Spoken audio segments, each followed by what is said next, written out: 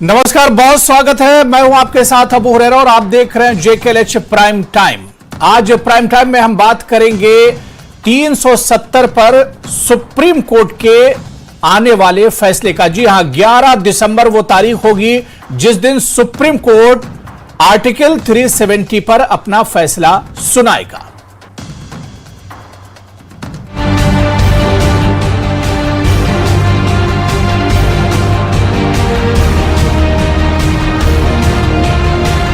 Argue किया गया, पेश किया गया, तो हमें पूरी उम्मीद है इंसाफ हमें होगा। मुल्क के कॉन्स्टिट्यूशनल आर्डर का हुकूक वो बहाल हों।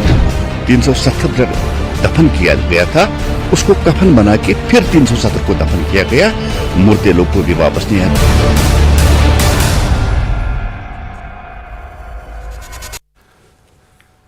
तो 11 दिसंबर वो तारीख होगी जिस दिन सुप्रीम कोर्ट यह तय कर देगा कि आर्टिकल 370 को हटाना, खत्म करने का भारत सरकार का फैसला सही था या नहीं। भारत सरकार ने 5 अगस्त 2019 को आर्टिकल 370 को खत्म कर दिया था। इस फैसले के बाद जम्मू कश्मीर को खुसूसी राज्य का दर्जा छिन गया था। कुल 26 वकीलों की दलीलें और संविधान के पन्नों की रोशनी में कोर्ट का यह परखना है कि सरकार ने जो फैसला तब किया था वो संविधान सम्मत था या नहीं। न सिर्फ धारा 370 को हटाए जाने बल्कि इसी अदालत में इस पर भी फैसला सुनाने वाली है अदालत की भारत सरकार आर्टिकल 370 के खात्मे के साथ जो जम्मू कश्मीर पुनर्गठन कानून लेकर आई है वो भी उचित था या नहीं। और आज इसी को हम समझने की कोशिश करेंगे क्योंकि कल सुप्रीम कोर्ट ने यह ऐलान किया है, बाकायदा मामले को लिस्ट कर दिया गया है। कल 370 का जो मामला है इस पर फैसला 11 दिसंबर को, माफ कीजिएगा, मंडे के दिन 11 दिसंबर को इस पर फैसला आएगा। और फैसले की तारीख आने के बाद हम देख रहे हैं कि जम्मू कश्मीर में एक हलचल सी मची हुई है। सियासी गलियारों में इस पर लगातार बयानबाजी हो रही है। इसी को हम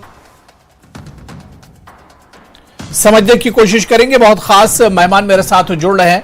बहुत जल्दी अपने मेहमानों का आपसे इंट्रोडक्शन भी करा देता हूं। मेरे साथ इस आज की चर्चा में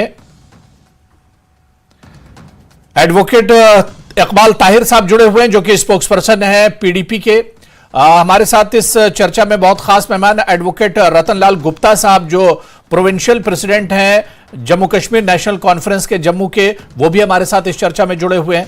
मेरे साथ जगदीप सिंह जो सीनियर लीडर हैं कांग्रेस जम्मू कश्मीर के, वो भी इस चर्चा में जुड़े हुए हैं। कुछ देर में एडवोकेट RS पठानिया बीजेपी के स्पोक्सपर्सन हैं, वो भी इस चर्चा में हमारे साथ जुड़ेंगे। सभी मेहमानों का बहुत इस्तकबाल, बहुत स्वागत है JKLH प्राइम टाइम में। मैं सबसे पहले एडवोकेट रतनलाल गुप्ता साहब, सर मेरी आवाज गुप्ता जी आ रही है आप तक? आ रही है सर। जी सर, अब वो घड़ी देखिए जिसका लंबे वक्त से इंतजार किया जा रहा था, यानी आप लोगों ने एक लंबी लड़ाई सुप्रीम कोर्ट में लड़ी है 370 को लेकर, 35A को लेकर। अब वो घड़ी इंतजार एक तरह से खत्म हो रहा है। 11 दिसंबर यानी आने वाले मंडे को इस पर सुप्रीम कोर्ट अपना फैसला सुनाएगा। गुप्ता जी देखिए, वो घड़ी जिसका जम्मू कश्मीर के लोगों को बड़ी बेसब्री से इंतजार था जी, वो 11 दिसंबर को है। और ऑनरेबल सुप्रीम कोर्ट अपना जो फैसला है जी, जो उन्होंने इस रिट के बारे में सुना है, जो हमारे एडवोकेट हजरात ने वहां पे आर्गुमेंट्स किए हैं जी, उसके बारे में वो अपना डिसीजन देंगे। हम समझते हैं कि वो इंसाफ करेंगे क्योंकि इंसाफ के लिए ही हम लोग ऑनरेबल सुप्रीम कोर्ट के पास गए थे। 5 अगस्त 2019 को जब ये फैसला पार्लियामेंट के अंदर इन्होंने ये एब्रोगेट किया आर्टिकल 370 और 35A को, और हम समझते हैं कि वो गैर कानूनी था और गैर आईनी था। इसीलिए हमने, नेशनल कॉन्फ्रेंस ने और बाकी कई तंजीमों ने ऑनरेबल सुप्रीम कोर्ट की तरफ रुख किया और हम समझते थे कि हमें इंसाफ मिलना है जी। इसलिए हमने वहां पे रिट पिटीशन दायर की। और मेरे ख्याल में हमें तो पूरी जम्मू कश्मीर के लोगों को पूरी उम्मीद है जी कि हमारे साथ इंसाफ होगा, क्योंकि 370 और 35 जो था जम्मू कश्मीर के लोगों की आन बान शान और उनकी इंटेग्रिटी थी, उनकी पहचान थी। जी। और इसीलिए मैं समझता हूं कि उस आन बान शान और हमारी पहचान जो हमसे छीनी गई गैर कानूनी तरीके से और गैर आईनी तरीके से, वो ऑनरेबल सुप्रीम कोर्ट हमें पूरा इंसाफ देगा और वो बहाल करेगा। बिल्कुल जाहिर सी बात है कि मैं समझता 11 दिसंबर को क्या कुछ फैसला आएगा, इसका बेसब्री से एक तरह से इंतजार किया जा रहा है। मैं एडवोकेट इकबाल ताहिर साहब आपके पास आना चाहूंगा। इकबाल ताहिर साहब, बेसब्री से इंतजार हो रहा है क्योंकि एक लंबा वक्त गुजर गया है, 370 का पूरा मामला सुप्रीम कोर्ट में था। लेकिन इकबाल ताहिर साहब, इस ऐलान के बाद कि 11 दिसंबर को यह फैसला आएगा, हम देख रहे हैं कि सियासी पार्टियों के अपने अपने रद्द-ए-अमल हैं और पीडीपी की तरफ से तो बहुत चौंकाने वाला रद्द-ए-अमल आया। इल्तिजा मुफ्ती का जो बयान है, इस पर काफी बयानबाजी हो रही है। देखिए, जहां तक पीडीपी का ताल्लुक है जी, हम समझते हैं जी कि यहाँ पे सिर्फ 370 ही नहीं बल्कि जो मसला कश्मीर है उसको हल करने की जरूरत है। जी। जब तक जो कश्मीर का जो इशू है इसको रिजॉल्व नहीं किया जाएगा तब तक यहाँ पे परमानेंट पीस, परमानेंट प्रॉस्पेरिटी नहीं हो सकती है।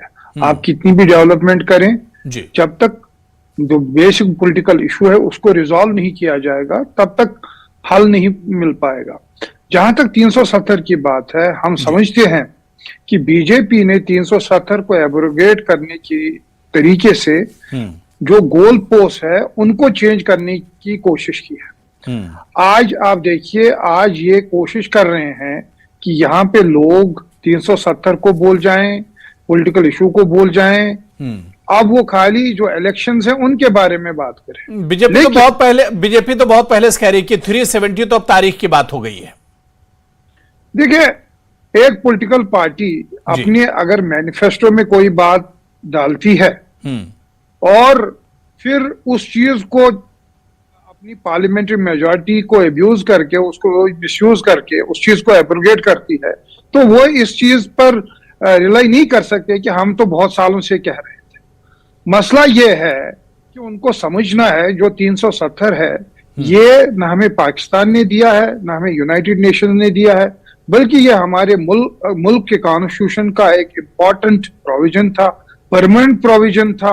और ये भी हमको एक्सेप्ट करना है कि दो सॉवरेन मुल्कों के बीच में ये एक एग्रीमेंट हुआ था। एक तरफ से उस वक्त की कश्मीर की लीडरशिप थी, महाराजा थे।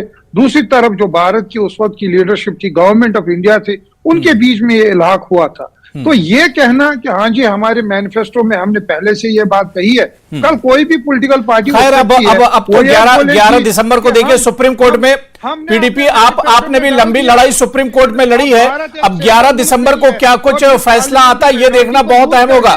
बिल्कुल कि हमने जी उसको एब्रोगेट कर दिया, वो कोई जस्टिफिकेशन नहीं होगा। नहीं, मैं ये कह रहा हूं कि अब तो मामला देखिए सुप्रीम कोर्ट में जो सुनवाई होनी थी, सुप्रीम कोर्ट ने बहुत गौर फिक्र इस पर किया है और एक लंबी बहस इस पर चली है। अब क्या कुछ फैसला होगा ये देखना बहुत अहम होगा।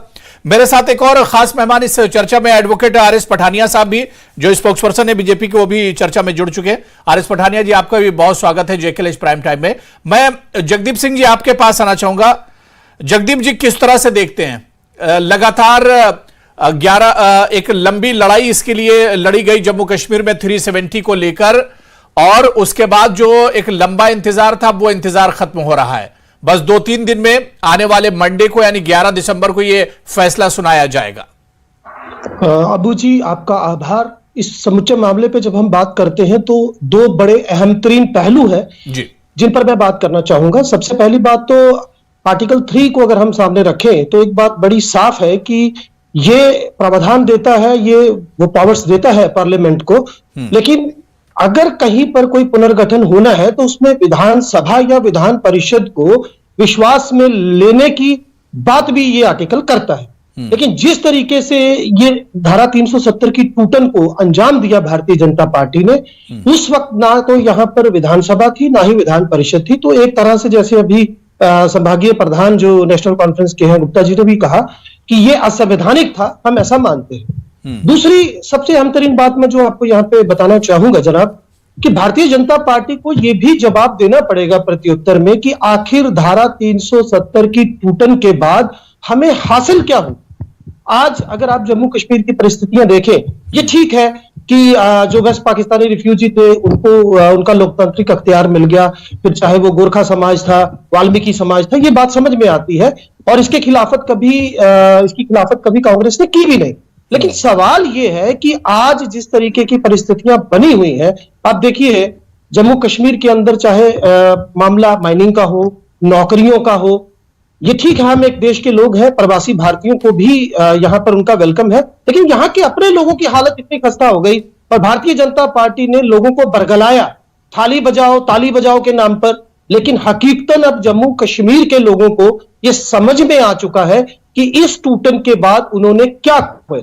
और इसके साथ साथ मैं एक और चीज अबू जी बोल दूं कि कांग्रेस देश की सर्वोच्च न्यायालय व्यवस्था में यकीन रखती है और इस फैसले का हमें बेसब्री से इंतजार है। ठीक है, मैं बीजेपी से क्योंकि अकेले हैं आरएस पठानिया जी यहां पर। आरएस पठानिया जी देखिए, यहां पर रतनलाल गुप्ता साहब भी हमारे साथ जुड़े हैं। उन्होंने भी कहा कि एक लंबे वक्त से हम लोग इंतजार कर रहे थे और फैसला जम्मू कश्मीर के हक में होगा, जम्मू कश्मीर के अवाम के हक में होगा। और इसी तरह से जगदीप जी और एडवोकेट इकबाल ताहिर साहब ने भी अपनी बात रखी। लेकिन आरएस पठानिया जी, जिस तरह से जो बयान इल्तिजा मुफ्ती का आया, उन्होंने कहा है, बल्कि यूं कहा जाए कि सुप्रीम कोर्ट का फैसला आने से पहले ही एक तरह से इल्तिजा मुफ्ती ने फैसला सुना दिया कि क्या कुछ फैसला होगा। जी अबू जी, आप सबको नमस्कार, जितने भी व्यूज डायरेक्टली देख रहे हैं इस शो को। धारा 370 अब एक इतिहास है, इट इज हिस्ट्री नाउ। इतना बड़ा देश और अभी तो फैसला आया नहीं है, अभी तो फैसला आया नहीं है, आप कैसे कह सकते हैं? जी I am coming to tell, मैं उसी पे आ रहा हूं जी। इतने बड़ी देश की पार्लियामेंट ने इन ऑल विजडम डिसाइड किया है that this article which is a block जो काला धब्बा है, इट शुड गो। अब जहां तक सुप्रीम कोर्ट की बात है, वी आर फुली होपफुल। फैसला जैसे रतनलाल जी ने कहा, बिल्कुल ठीक कहा, फैसला जम्मू कश्मीर लोगों के हित में होगा, जम्मू कश्मीर ग्रेटर इंटरेस्ट में होगा और भारत के ग्रेटर इंटरेस्ट में होगा। इसमें कोई छुपाने वाली बात नहीं। इसलिए डायरेक्टली अगर इस विषय पे अगर जाएं, मैं ये बात तो देखिए आरएस पठानिया जी, ये बात तो बीजेपी और आप लोग उस वक्त भी कहते थे जब 5 अगस्त 2019 के बाद खत्म किया गया था 370 को। उसके बाद आप लोग कहते थे कि ये तारीख का हिस्सा हो गया 370, लेकिन पूरा मामला सुप्रीम कोर्ट में गया और फिर से जिंदा हो गया ये पूरा मामला। अब 11 दिसंबर का तो इंतजार कीजिए कम से कम। मैं देखें अबू जी, मैं सुप्रीम कोर्ट के फैसले को प्रीएम्प्टिव, ये जिसे कहते को पहले इसको घोषित करने की कोशिश भी कर रहा था। मैं आपको बोल रहा हूं कि 370 was a very very bad experience. This was a miss adventure. ये एक मिस एडवेंचर था। उस वक्त की सरकार, उस वक्त के नेता और गृह मंत्री जी के बयान को अगर रेफर करें, एक बहुत बड़ा एक नेहरूवियन ब्लंडर था। धारा 370 का सीधा सीधा आप जिसे कहते हैं परसेप्शन में सीधा अंडरस्टैंडिंग अगर उसकी, एक देश में 2 निशान 2 प्रधान कैसे हो सकते हैं? एक देश में 2 कॉन्स्टिट्यूशन कैसे लग सकते हैं?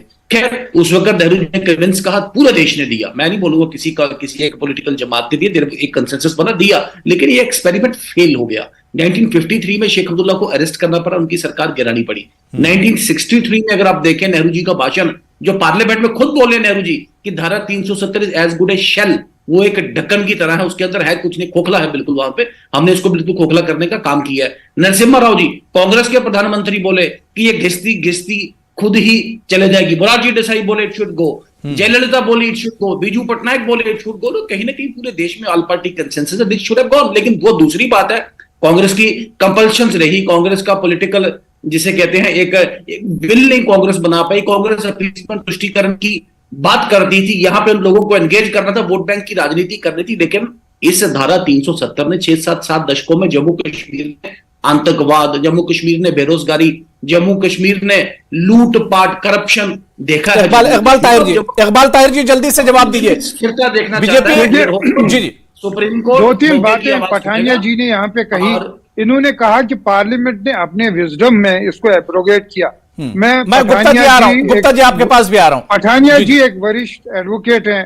आप 370 का कॉन्स्ट्रक्ट देखिए कि पार्लियामेंट तब तक इसको एब्रोगेट नहीं कर सकता जब तक जम्मू कश्मीर की जो जो यहाँ का लेजिस्लेचर है उसको अप्रूव नहीं कर सकता। एक बात। पठानिया जी, आप दूसरी बोल बात सकते हैं इन्होंने बीच में। कही आप बोल कि सकते हैं जी। 370 एक फेल इकबाल एक्सपेरिमेंट है। साहब, मैं इकबाल साहब, मुझे एक याद स्टेप दिलाना आगे जाएं कि चाहता हूं Constituent Assembly। कि आर्टिकल 371 वहां पे लैंग्वेज क्या है है? Constituent Assembly। आर्टिकल 371 में आप कम से कम 12 स्टेट्स को ये प्रोटेक्शन दे रहे हैं। फिर आप मुझे बताएं 6 शेड्यूल क्या है? आप आर्टिकल 371 को क्यों एब्रोगेट नहीं कर रहे हैं? आप 6 शेड्यूल को क्यों नहीं रिमूव कर रहे हैं? देखिए, ये जो 370 के पीछे आप लगे हैं, ये आपकी जो हिंदुत्व की माइंडसेट है उसकी वजह से ये हुआ। ये जो आपको मुस्लिम्स के अगेंस्ट तुष्टीकरण है, उसके वजह से आपने 370 को एब्रोगेट किया है। आपको याद रखना चाहिए डॉक्टर श्यामा प्रसाद मुखर्जी उसी कैबिनेट मेंबर थे, उसी कैबिनेट मिनिस्टर थे जिसने 370 को अप्रूव किया। आप कह रहे हैं 370 फेल्ड आइडिया था, 370 एग्रीमेंट था, दो मुल्क का। ठीक है पठानिया जी, आप जवाब दीजिएगा, लेकिन रतनलाल गुप्ता साहब भी कुछ कहना चाह रहे हैं, उनका जवाब भी ले लेता हूं। रतनलाल गुप्ता साहब का जवाब ले लेता हूं, उसके बाद पठानिया जी दोनों का जवाब दीजिए। गुप्ता जी जी, रतनलाल गुप्ता जी जल्दी है सर, बात रखिए। देखिए जी जी, ये बहुत ही दुख की बात है जी कि जो आर्टिकल 370 को ये कह रहे हैं ब्लैक स्पॉट है, मैं समझता हूं ये कहना दुरुस्त नहीं है। और दूसरी बात ये कह रहे हैं कि एक निशान, एक प्रधान और एक, देखिए यहां तक चीफ मिनिस्टर, पहले प्राइम मिनिस्टर हुआ करते थे, अब तो चीफ मिनिस्टर थे। 370 एब्रोगेट करने से पहले तो चीफ मिनिस्टर थे, उसके बाद यहाँ पे प्रेसिडेंट कोई नहीं थे, यहाँ गवर्नर थे। और उसके बाद जहां तक निशान फ्लैग का ताल्लुक है, वो तो नॉर्थ ईस्ट की स्टेटों में अपना अपना फ्लैग है, इसमें कौन सी नई बात की इन्होंने? दूसरी बात ये कि जो इतिहास ये कह रहे कि इतिहास हो गया, बड़ी बात है कि चल रहा है। और हमने चैलेंज किया कि ये जो किया उन्होंने 370 की वो अनकॉन्स्टिट्यूशनल है। मैं जम्मू कश्मीर का नागरिक होने से एक बात करता हूँ, मेरी बात सुने। इतना बड़ा वसी, इतना बड़ा मुल्क, मैं भी एक मिनट अपने स्टैंड पॉइंट से हट के बात करूंगा, बड़ी बोल्ड बात करूंगा। अरे कौन सी बात की धारा 370, ये टेम्पररी था। मैं कहता हूं हिंदुस्तान परमानेंट भी कर देता इसको। लेकिन इस छोटी सी कंसेशन को हमने कहीं ना कहीं कंसीव किया कि ये कोई, जिसे कहते हैं कौड़ियों भर की कोई कॉस्ट है जो भारत के साथ एक्सीड करने की हमें दी है। इस धारा 370 को देने का मतलब है कि अली शाह जिलानी बोलेंगे पूरे देश का ऑल पार्टी डेलीगेशन उनके पास जाएगा, वो दरवाजा बंद करेंगे, या महबूबा जी बोलेंगे देश का झंडा उठाने वाला कोई नहीं होगा, या फारूक अब्दुल्ला साहब कहेंगे कि चीन की मदद लाएंगे धारा 370 के लिए। आपने पूरे देश से कंसेशन लिया। अरे पूरे देश में भी तो मुस्लिम रहते हैं, कश्मीर में जवाब दीजिए। कानून है नहीं, कॉन्स्टिट्यूशन है नहीं, क्या ये कॉन्स्टिट्यूशन के मुताबिक किया गया? वेलकम करता हूँ, ये कॉन्स्टिट्यूशन के मुताबिक किया गया। ये थोड़ी है धांधली करके भी कर सकता कोई भी। आप ये मुल्क बहुत बड़ा है, आप क्या समझते हैं कि जम्मू कश्मीर बिका हुआ है? आपको ये बकने वाली स्टेट है, क्या बात करते हैं? वजह से ही आपका नैरो माइंडेड, आप क्या बात कर रहे हैं? आप कानून के तहत करिए बात, तो भी करिए, कॉन्स्टिट्यूशन के मुताबिक कीजिए। और ऑनरेबल सुप्रीम कोर्ट में इसका केस चल रहा है और आप इतिहास बना रहे हैं इसको। आप सुप्रीम कोर्ट को चैलेंज कर रहे हैं, उसके डिसीजन को चैलेंज कर रहे हैं। अभी एक डिसीजन आया नहीं, आपने इतिहास पहले बना दिया। क्या बात करते हैं आप? रतनलाल जी, मैं बता दूं कि चलिए ठीक है, संविधान के मापदंड पे ये फैसला दिया जाएगा। और आप देखिए सबको मालूम था जो भी मापदंड है वन बाय वन, एक एक करके, हम एक एक करके, एक वन बाय वन मैं आ रहा हूँ, सबके पास आ रहा हूँ। इकबाल जी जल्दी से बात पूरी कर लीजिए। ताहिर इकबाल जी बात पूरी कर लीजिए, मैं आ रहा हूँ। जगदीप जी मैं आ रहा हूँ, जगदीप जी मैं आ रहा हूँ। जो भारतीय जनता पार्टी है, नए किसी इंस्टीट्यूशन को रेस्पेक्ट करते और नए कॉन्स्टिट्यूशन को रेस्पेक्ट करते। इनको मालूम था कि दिसंबर में ये जो 370 की जो जजमेंट है इस पे डिसीजन आना है, तो उसके बावजूद भी इन्होंने कल ही पार्लियामेंट में J&K रिजर्वेशन एक्ट पास किया और यही तो रोना रो रहे हैं कि भारत के इंतजार संविधान की भी नहीं रिस्पेक्ट करना करें। चाहिए, आप कह रहे हैं आप हमारा अपना संविधान है, हम अपना संविधान बनाएंगे। देखिए, हमने यही तो लड़ाई है। 370 की पिटीशन में JNK भारतीय रीऑर्गेनाइजेशन संविधान को एक्ट मानते को भी नहीं थे। चैलेंज किया है, और जो भी डिसीजन आपने उसके बाद लिए हैं उनको भी चैलेंज किया। अगर सुप्रीम कोर्ट इस एब्रोगेशन को इलीगल करार देता है, अगर सुप्रीम कोर्ट रीऑर्गेनाइजेशन एक्ट को इलीगल करार कर देता है, तो आपके सारे डिसीजन इलीगल माने जाएंगे। ताहिर साहब, आप भारतीय संविधान की बात कर रहे हैं। अरे भाई, 3 पीढ़ियां लग गई, 70 वर्ष हो गए लड़ते हुए कि भारत का संविधान ही जम्मू कश्मीर में लगेगा। आप संविधान की बात करें, हम संविधान की बात नहीं करें। इसी संविधान की तो लड़ाई की भारतीय जनता पार्टी ने जनसंघ ने, और महाराजा हरि सिंह ने भी उस वक्त चेताया कि हिंदुस्तान का ion directly Jammu and Kashmir में लगना चाहिए। अरे आप तो सेपरेट कॉन्स्टिट्यूशन की जो बात कर रहे हैं, और अब हम पे क्या बात है, आप सेपरेट कॉन्स्टिट्यूशन की बात भी करते हैं और आप पे आरोप भी लगाएंगे हमें कोई कि हम कॉन्फ्लिक्ट भारत नहीं के दिखता संविधान को है, नहीं मानते। हमें कोई आप ये कॉन्फ्लिक्ट पाठ नहीं हमें दिखता। बनाएंगे क्या? दो आपने सात कॉन्स्टिट्यूशन दशकों में कोई किया कि कॉन्फ्लिक्ट नहीं था, जब ये ट्यूशन दोनों में थे, तब क्या? कॉन्स्टिट्यूशन सिंपनी में काम कर भारतीय रहे थे, संविधान की ट्यूशन दोनों आप मानते हैं कॉन्स्टिट्यूशन क्या? मिलकर काम कर रहे थे। 370 एक ब्रिज था, दो My dear sir, constitution very simple. सबका कोई इशू नहीं आया। तुमको जवाब दिया। चलिए, उसका क्या हुआ? नहीं, जम्मू कश्मीर के कॉन्स्टिट्यूशन को ठीक है, मैं आ रहा हूँ गुप्ता जी, मैं आ रहा हूँ गुप्ता जी थोड़ा सुनिए, मैं आ रहा हूँ। जगदीप जी बहुत देर से वेट कर रहे हैं, जगदीप जी वेट कर रहे हैं, ठीक है नागालैंड के ठीक है, बात हो गई। इकबाल ताहिर जी मैंने समय दे दिया है, इकबाल ताहिर जी मैंने समय दे दिया है। जगदीप जी आप अपनी बात रखिए। जगदीप जी देखिए, सुप्रीम कोर्ट का फैसला है, सुप्रीम कोर्ट का फैसला है, सुप्रीम कोर्ट फैसला सुनाएगा। अभी फैसला क्या होगा ये तो 11 तारीख को पता चलेगा, ये तो 11 तारीख को पता चलेगा। लेकिन उससे पहले ही हम देख रहे हैं कि इस फैसले पर किस किस तरह की बयानबाजी हो रही है। अबू जी, मैं एक चीज बड़ी फिर से स्पष्ट कर दूं, जैसे अभी मेरे भारतीय जनता पार्टी के मित्र ने कहा, मैं आ रहा हूं इकबाल ताहिर जी मैं आ रहा हूं। इकबाल ताहिर जी वेट इकबाल ताहिर जी, उनके साथ इकबाल ताहिर मैं आ रहा हूं, इकबाल ताहिर जी मैं आ रहा हूं। शाहजहां को आवाज नहीं आ रही थी। जी जी अबू जी, मैं बता रहा हूं कि जिस अंदाज में इन्होंने बात रखी कि ये एक इतिहास हो गया, मैं फिर से कहना चाहूंगा, जैसे मैंने आर्टिकल 3 का जिक्र किया, हमारा पहला सवाल ये है, जैसे अभी इन्होंने बीच में इंटरप्ट करके ये भी बोला कि तब यहां पर विधानसभा जो है वो कॉन्स्टिट्यूट नहीं थी, ये सच बात है। लेकिन क्या जब भारतीय जनता पार्टी यहां सत्ता का हिस्सा थी पीडीपी के साथ, आज जिनको ये पानी पी पी कर कोसते हैं, उस वक्त भी अगर ये कोई इस तरीके का फैसला लेते तो बात समझ में आती है। और यही बात इनकी नीयत की चुगली करती है।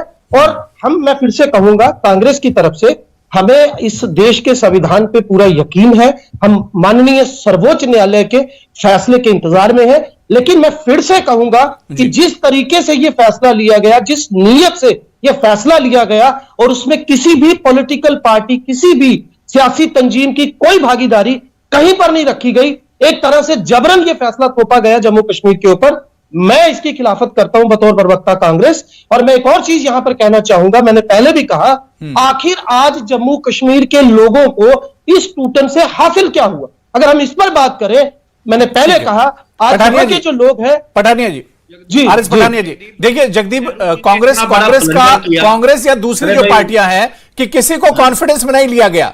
जिस वक्त आपने 370 हटाया, आपने किसी को कॉन्फिडेंस में नहीं लिया। पार्लियामेंट में पास किया साहब, बहस हुई, चर्चा हुई, बाद में पार्लियामेंट ने, और मैं आई डेयर दी कांग्रेस, मैं कांग्रेस को चैलेंज करता हूं, और हर इसी पॉलिटिकल पार्टी को, national conference, people democratic party, इनकी अपना कंपल्शन होगा, और लोगों को चाहिए कि भारतीय जनता पार्टी ने धारा 370 को निरस्त किया है वो गलत, 370 को निरस्त किया है वो गलत किया है। आई डेयर दी कांग्रेस, रतन जी आ रहा हूं, कांग्रेस नॉट एट ऑल। अरे भाई, नेहरू जी ने इतना बड़ा ब्लंडर करके पूरा देश क्या, पूरे साउथ एशिया की पीस को खतरे में डाल दिया, और एक पार्ट जम्मू कश्मीर का पाकिस्तान के कंट्रोल में, एक पार्ट जम्मू कश्मीर का चाइना के कंट्रोल में, और जम्मू कश्मीर जो हमारे पास है, अपने देश में जाने के लिए लोगों को परमिट लगेगा। क्या बात है, अपने देश के एक छोटे से प्रदेश में जाने के लिए परमिट लेके आपको आना पड़ेगा। आप जमीन नहीं खरीद सकते। आप जम्मू कश्मीर का आदमी कर्नाटक बेंगलोर में जमीन खरीदे, नौकरी करे, लेकिन कर्नाटक केरल वाला ना जम्मू एंड कश्मीर में नौकरी करेगा, ना जम्मू एंड कश्मीर में यहां पे जमीन खरीद सकता है। भाई, कहां दुनिया कहां बैठी है भाई साहब? भारत का रहने वाला आदमी आज भारतीय मूल का आदमी इंग्लैंड का प्रधानमंत्री है, दूसरा भारतीय मूल का आदमी यूएस का। रतनलाल गुप्ता जी कुछ कहना चाह रहे हैं? रतनलाल गुप्ता जी जी बड़ी बदकिस्मती की बात है, बड़ी बदकिस्मती की बात है कि इनकी सरकार ने हिमाचल में क्या ये जमीन खरीद सकते हैं? मुझे ये पठानिया साहब एक बात बता दीजिए, ये हिमाचल में क्या 5 बल्ले जमीन अपने मकान के लिए खरीद सकते हैं? रतन जी नहीं खरीद सकते। जम्मू कश्मीर में तो मेरा कहने का मकसद है, जो ये बात कर रहे हैं कि हम देखिए जम्मू एंड कश्मीर का डोमिसाइल, देखिए सर एक बड़ी साफ बात है, हिमाचल ने भी डोमिसाइल के लिए देखिए हम एक बड़ी एक साफ सुथरी बात कर रहे हैं। देखिए डोमिसाइल हो या कोई, देखिए पार्लियामेंट के अंदर 370 और 35A को इन्होंने हटाया। हम समझते हैं कि वो इलीगल था, अनकॉन्स्टिट्यूशनल था, इसीलिए हम ऑनरेबल सुप्रीम कोर्ट के पास गए और हम वेट कर रहे हैं। हम रिस्पेक्ट करते हैं जुडिशरी की, जो सुप्रीम कोर्ट डिसीजन देगा उसमें आगे सोच विचार होगा। आपने तो पहले ही लिख दिया कि ये इतिहास बन गया। यस जी इकबाल ताहिर साहब, इकबाल ताहिर आप कुछ कहना चाह रहे हैं? लास्ट कमेंट इकबाल ताहिर जी, लास्ट कमेंट में आरिस पठानिया जा रहा हूं। Iqbal Tahir last comment. Supreme court में तो भरोसा कीजिए आप। 35A भी पूरा जुड़ा हुआ है, बिल्कुल, और 35A का ओरिजिन महाराजा के टाइम पे जो स्टेट सब्जेक्ट लॉ था वही उसका ओरिजिन है। क्या पठानिया जी ये कहना चाहते हैं कि जो महाराजा ने उस वक्त जो कानून बनाया वो गलत था, वो जम्मू कश्मीर के लोगों के इंटरेस्ट के बरखलाफ? लास्ट कमेंट जल्दी से इस पर कमेंट दीजिए, जवाब दीजिए जल्दी से। मैं इसी पे आई विल क्लियर दिले। फर्स्ट ऑफ ऑल, जो महाराजा का स्टेट सब्जेक्ट लॉ था दैट वाज फ्लेक्सिबल, वो इतना रिजिड नहीं था जो इन्होंने बनाया। आपने कहा जम्मू कश्मीर की बेटी बाहर जाएगी उसको नहीं देंगे, जो रेफ्यूजीज यहाँ पे उनको नहीं देंगे, जो वाल्मीकि गोरखा से उनको नहीं, that was not rigid law. और दूसरा, महाराजा हरि सिंह ने भारतीय जनसंघ से पहले बोला कि ये अरेंजमेंट सेपरेट स्टेट का, सेपरेट कॉन्स्टिट्यूशन, सेपरेट फ्लैग, ये गलत है, मैं अपना एक्सेशन रिवोक कर दूंगा। आप महाराजा को इन्वोक मत करें, आप कत्ल भी करेंगे और दूसरी तरफ भी जिसे कहते हैं मुलजम भी और मुखबिर भी और खुद ही मुंसिफ भी बन जाएंगे। That's not the case. कम से कम समझ लें, फैक्ट्स को प्रॉपर पर्सपेक्टिव में देखें। एक बहुत बड़ा डिसएडवेंचर था कांग्रेस। और देखिए 11 दिसंबर का हमें इंतजार करना होगा, 11 तारीख, क्योंकि अभी तक हम लोग इंतजार करते चले आए हैं। 11 दिसंबर अब करीब है। आने वाले 11 दिसंबर को यानी मंडे को सुप्रीम कोर्ट अपना सुप्रीम फैसला सुनाएगा और यह फैसला किसके हक में होता है यह देखना बहुत अहम होगा। जाहिर सी बात है कि यह फैसला जम्मू कश्मीर और जम्मू कश्मीर के अवाम के लिए, जम्मू कश्मीर की सियासी पार्टियों के लिए, सभी के लिए बहुत अहम होगा। बहुत बहुत शुक्रिया हमारे साथ जुड़ने के लिए आरिस पठानिया जी, एडवोकेट इकबाल ताहिर जी, एडवोकेट रतनलाल गुप्ता साहब और जगदीप सिंह जी, सभी का बहुत बहुत शुक्रिया। तो जेकेएल प्राइम टाइम में आज फिलहाल इतना ही। कल फिर किसी बड़े इशू के साथ हाजिर होंगे। नमस्कार।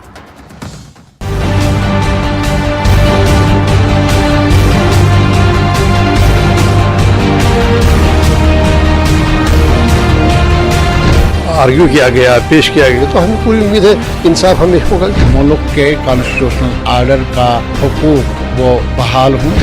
370 जब दफन किया गया था उसको कफन बना के फिर 370 को दफन किया गया। मुर्दे लोग को भी वापस नहीं आए।